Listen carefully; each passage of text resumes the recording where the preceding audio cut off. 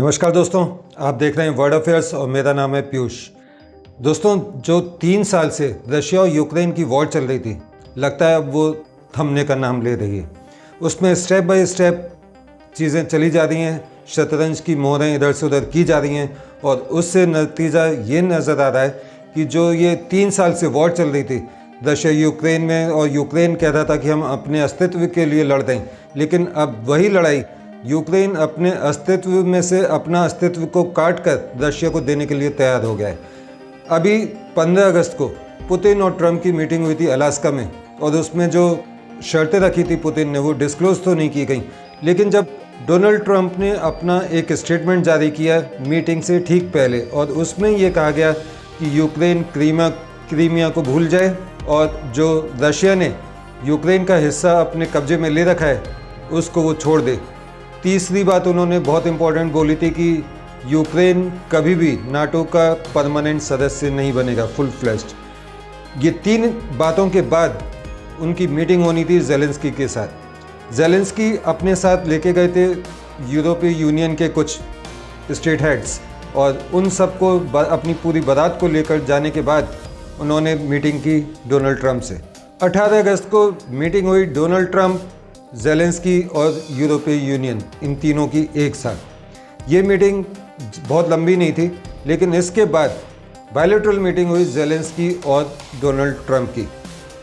जो इस मीटिंग के बाद जो जेलेंस्की ने अपना स्टेटमेंट जारी किया, उन्हीं के शब्दों में सुनिए वो क्या कह रहे हैं। No, we don't have any date. We don't have any date. We just conformed after this productive meeting with President and then with all our colleagues, with partners, we confirmed that we are ready for trilateral meeting.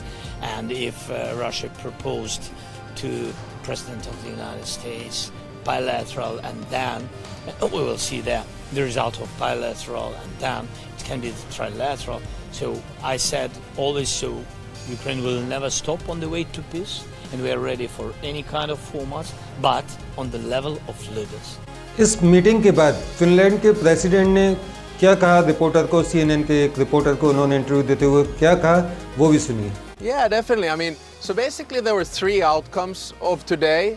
The first one was a good conversation on security guarantees. In other words, security guarantees by Europe and coordinated with the United States for Ukraine, and we start that work on concrete things immediately.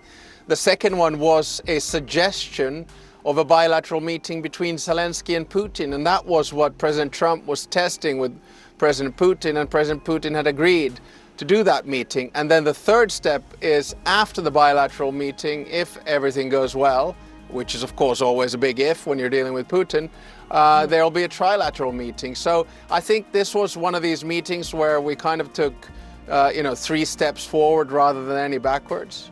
तो इन दोनों नेताओं के द्वारा जो bytes दी गई, उनसे मुख्य बातें जो निकल कर सामने आती हैं वो ये कि अगले 15 दिनों में, यानी कि 2 वीक्स में पुतिन और जेलेंस्की की एक बायलैटरल मीटिंग होगी।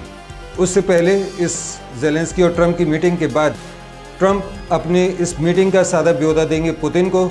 उसके बाद पुतिन और जेलेंस्की की बायलैटरल मीटिंग होगी 15 दिन के अंदर, और अगर वो सक्सेसफुल हो जाती है, उसमें बात आगे बढ़ती है, तो आगे एक चौथी मीटिंग और होगी जो होगी ट्राइलेटरल, यानी कि पुतिन, जेलेंस्की और ट्रंप, इन तीनों की मीटिंग होगी। और उस मीटिंग के बाद फाइनल होगा कि जो ये शांति है, ये परमानेंट पीस, वो कब से लागू होगी या होगी भी या नहीं होगी।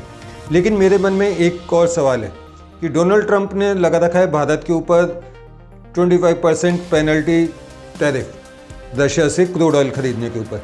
तो अगर ये डील हो जाती है, मामला सुलझ जाता है, वॉर बंद हो जाती है, तो क्या ये 25% का जो टैरिफ लगाया है अमेरिका ने, ये भारत के ऊपर से हट जाएगा? सेकंड क्वेश्चन, अगर ये टैरिफ हटता है या नहीं हटता है, उसके अलावा जब ये डील हो जाती है रशिया यूक्रेन के बीच, तो क्या रशिया भारत को तब भी डिस्काउंटेड रेट पे क्रूड ऑयल देगा?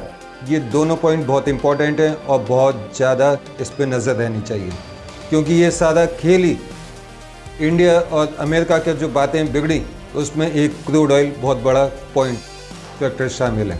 इस मीटिंग के बाद देखते हैं कि आगे होता क्या है। क्या ये सक्सेसफुल रहेगी?